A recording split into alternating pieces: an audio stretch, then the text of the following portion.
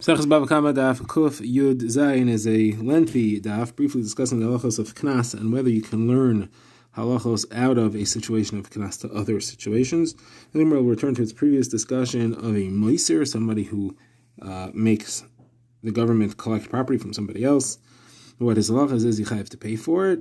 And then we'll get back to the halachos of handling stolen property. Towards the end of the daf, we'll have a very brief mishnah about a river that sweeps away other people's property. So let's begin. The Gemara has just said that if something is a knas, you can't learn halachos out of it. You can't apply it to other situations. The Gemara asks, how do you know that that's true? So we're going to try a few sources to show that. So first is we have a brisa discussing three types of hezek that are hezek shenei nicker, and therefore, since they're not visible, the damage, it's considered to be a knas.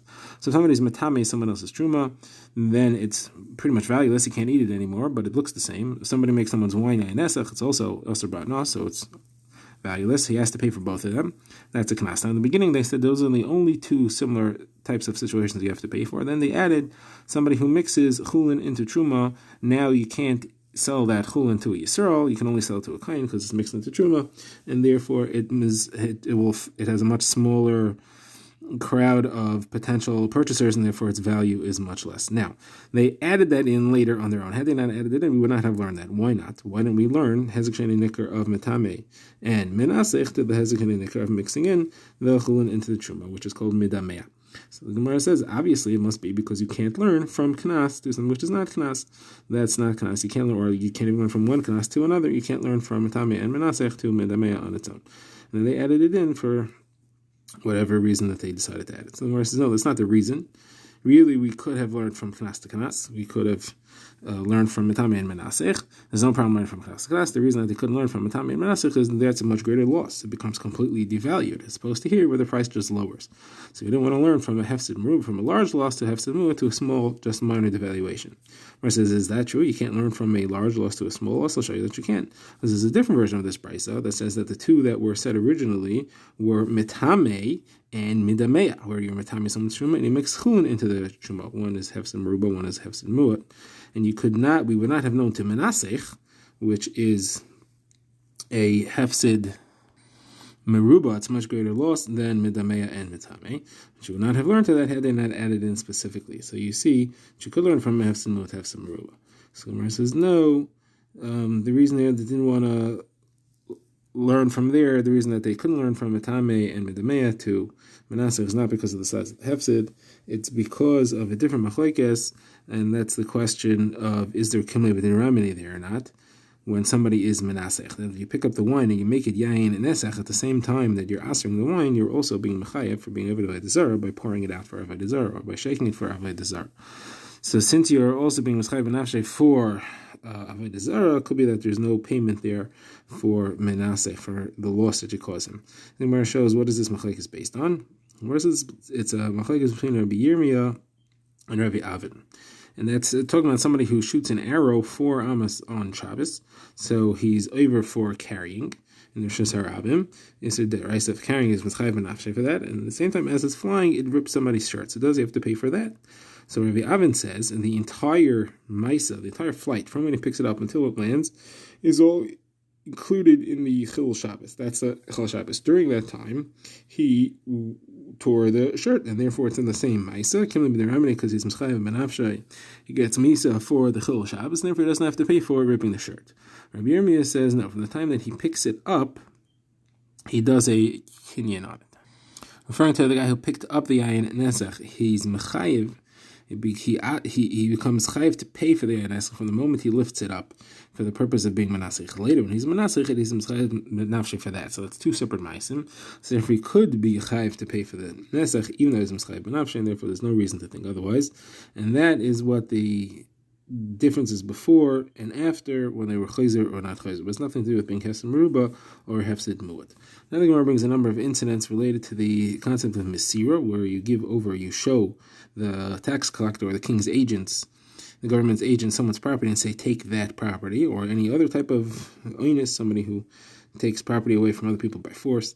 If you point them out to someone else's property, are you then responsible to pay that person for it? Someone has a number of incidents here. The first one is Rav Huna bar Yehuda came to a place called Beit V'Yaini, and he approached the Rava who was there, and he said, did any case come to your attention recently? Like, did you have any shaylas that happened? So he said, yeah, there was a case of a Yisrael who was attacked by Oinsim of the Kechavim, and they wanted property from him, and he showed them, take this guy's property.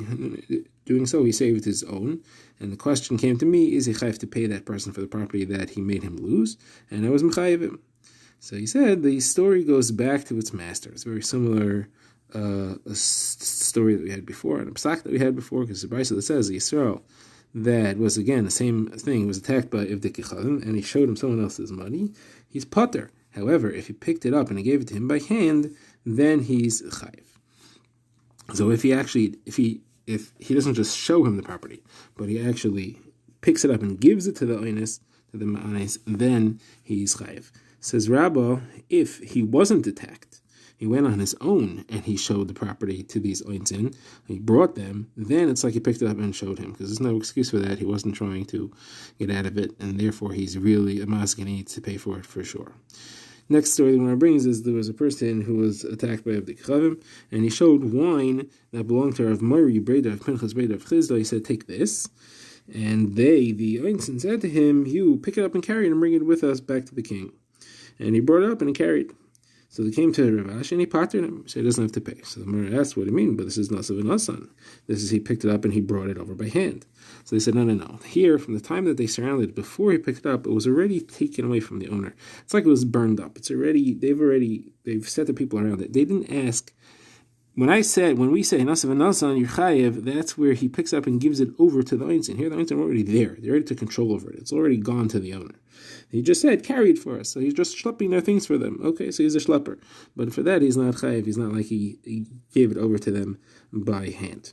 So where says, is that true? We have a kash on that. Rabbi Avo asked Rav Ashi that if the oinus says to the guy, hand me a bundle of wheat, or hand me this bunch of grapes, and he hands it, it says, the word that's used here is hoishidlo, he stretches it out to him, so he is chayiv. And over there, he's already standing there, and he's saying, hand it to me. So you see, he's considered to be nasan and nasan, even though the oinus is already there.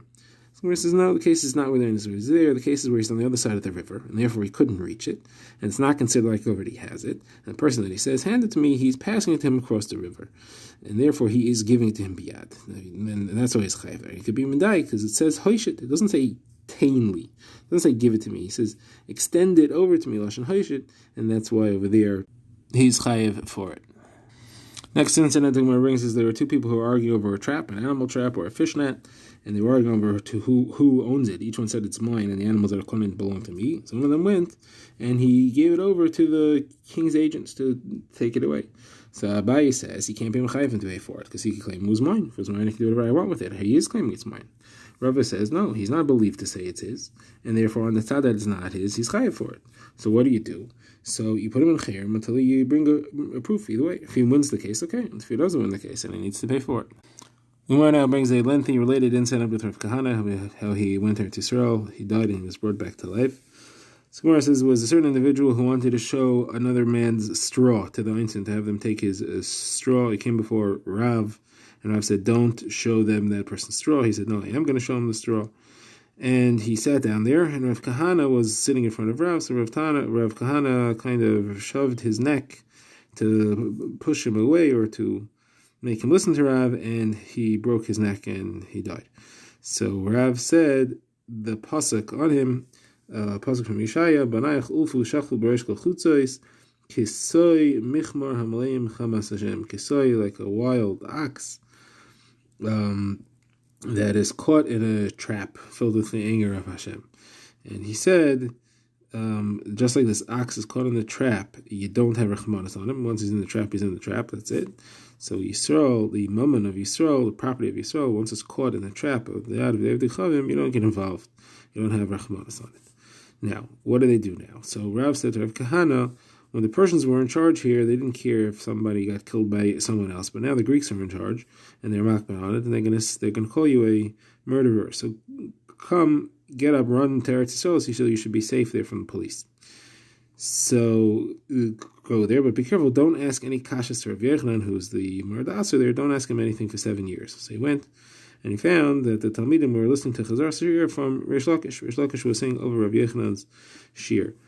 And he asked the Rabbanan, he said, what did Rish Lakish say? He said, like this and like this. So he asked the kasha, this answer, this kasha, this answer. In the end, they told Rish Lakish about him. So Rish Lakish went and told Rabbi Yochanan, a lion came from Bavel here. You should see him in the yeshiva tomorrow. So they had him sit in the front row, right in front of Rabbi Yochanan. Rabbi Yochanan said a sugya, and Rav Kana didn't ask anything. He said another sugya, Rav Kana right there, he didn't ask anything. So each time he said a sugya and didn't ask, they moved him one row behind. There were 7 rows altogether. So they moved him back from row to row until he was in the back row. So Rabbi Yochanan said, Rish Lakish, this lion that you told me about turned into a fox. He's not doing anything. So he said, may it be his will, meaning Yehiratzain, that the 7 rows that he moved back should count as the 7 years that Rav told him he needs to wait. So he stood up on his feet and he said, he said to Rav Kahana, go sit in the front row. So now, all right, he's sitting in the front row and he has Rishus to ask. So Yochanan said a sugya and he asked the kasha. And Rabbi Yochanan took out one of the rugs that he sat on. He was sitting on a layer of 7 rugs. He asked him a good kasha. He took away one of the rugs. He said another sugya, asked another kasha, took away another rug, until sitting enough Rabbi Yochanan was sitting on the floor. So Rabbi Yochanan was an old man, and he had very long eyebrows, so he couldn't see him, so he wanted to see him. So he lifted up his eyebrows. He had a silver fork he used to use to lift up his eyebrows so that he could see. He lifted up his eyebrows, and he saw he had a cracked lip, and it made him look like he was smiling, like he was laughing at him. So Rabbi Yochanan felt bad. When Rabbi Yochanan felt bad, that caused Rav Kahana to die, so he died on the spot.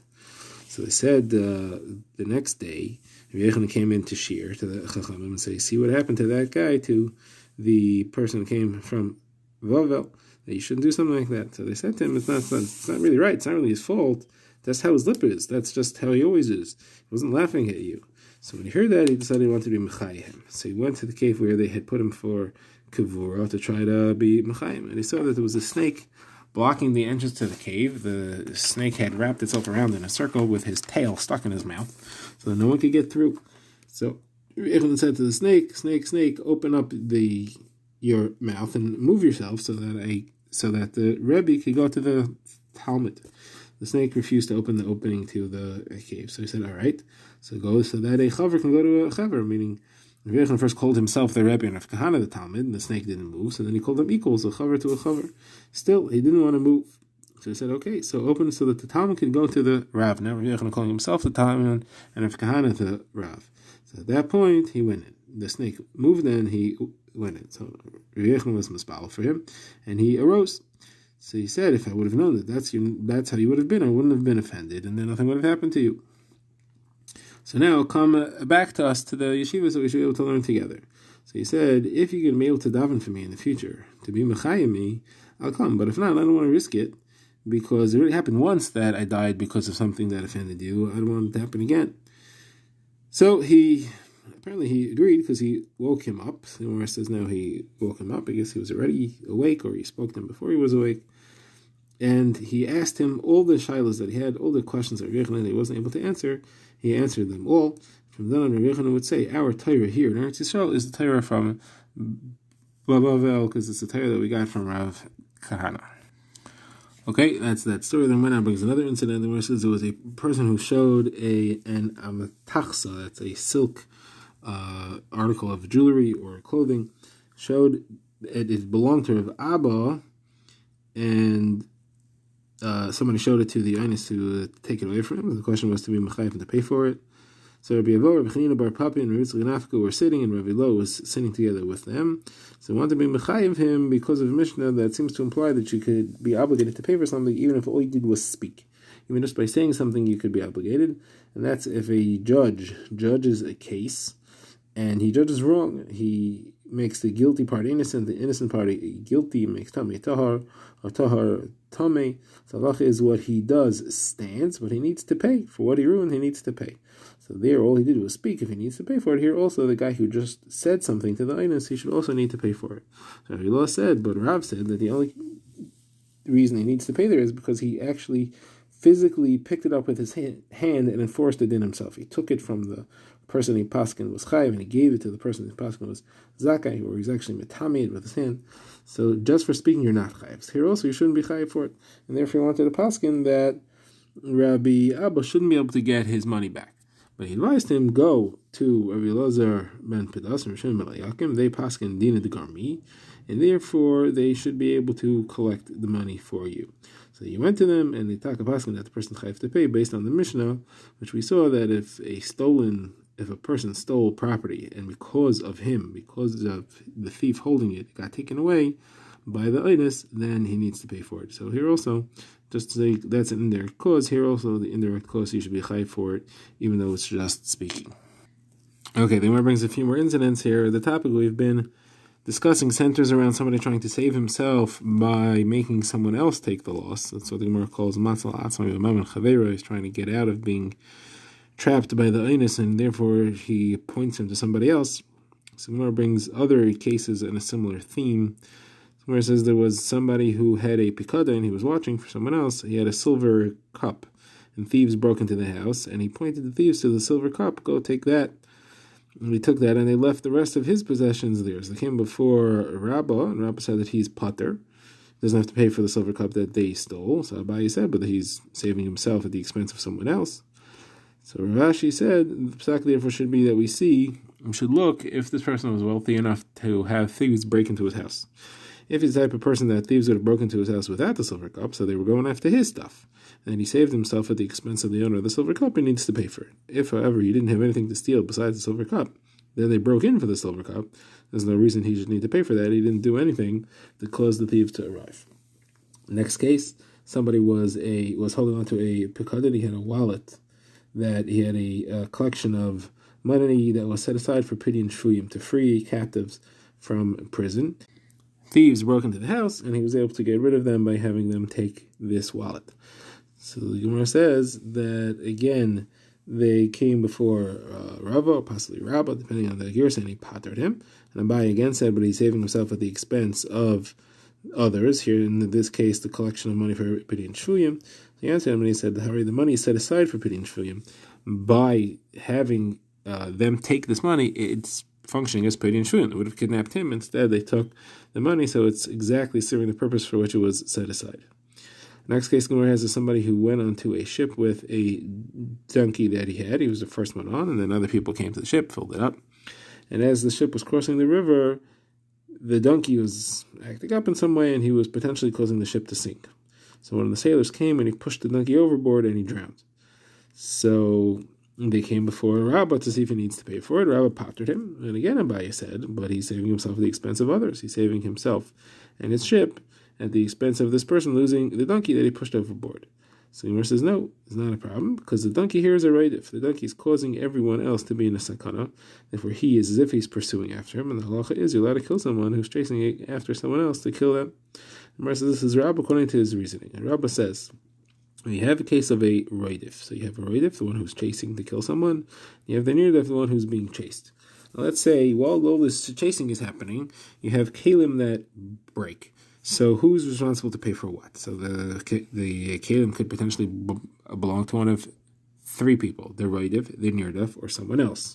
You also have three potential people who could break it: the roidif, the nirdif, or someone who's running after the roidif in order to save the nirdif. So what's the halacha in these cases?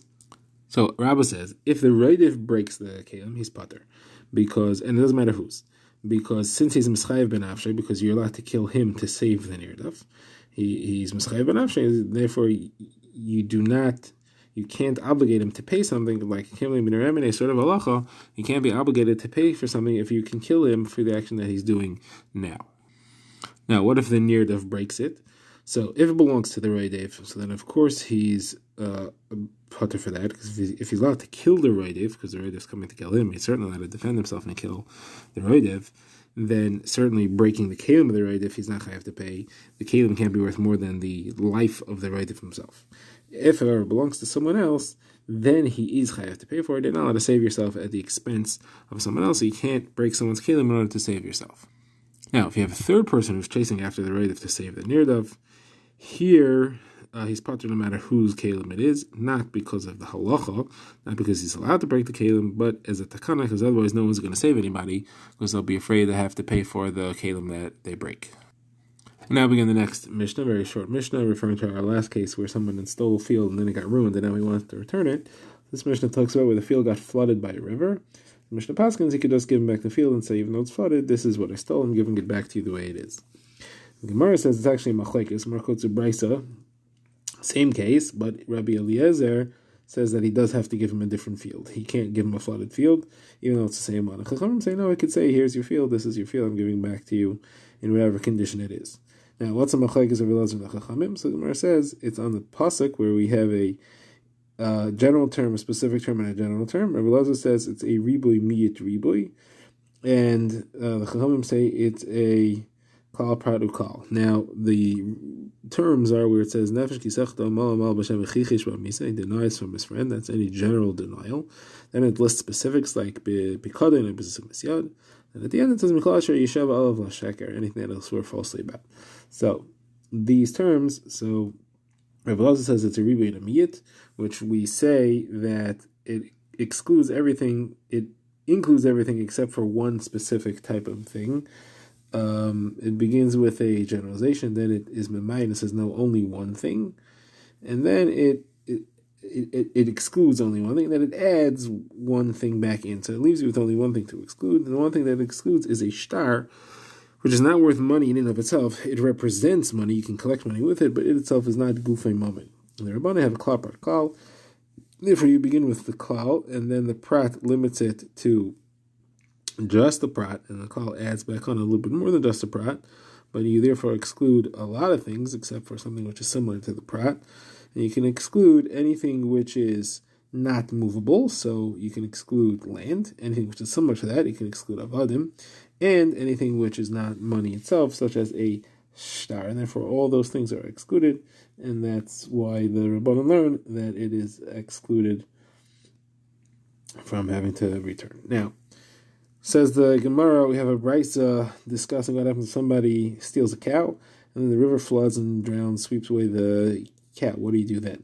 So Rabbi Eliezer says you have to give him a new cow. And the Chachamim say, you say, I'm just returning your cow the way it is, or whatever is left of your cow, or your field the way it is, with or without the cow. So Gemara says here it's not karka, so your lima doesn't work. So what's some of this machlekes about? So Papa says we're talking about where he stole a field and the cow was in the field. The question was, did he steal the cow along with the field and like a kinyan agav, or is he not claiming the cow, and therefore the cow is not his problem? And that's the machlekes. And Rabbi Eliezer is going in the reasoning of the Rabbanon, they should be patur on the field, and therefore he gives the psak here that you are chayev to give him a new cow.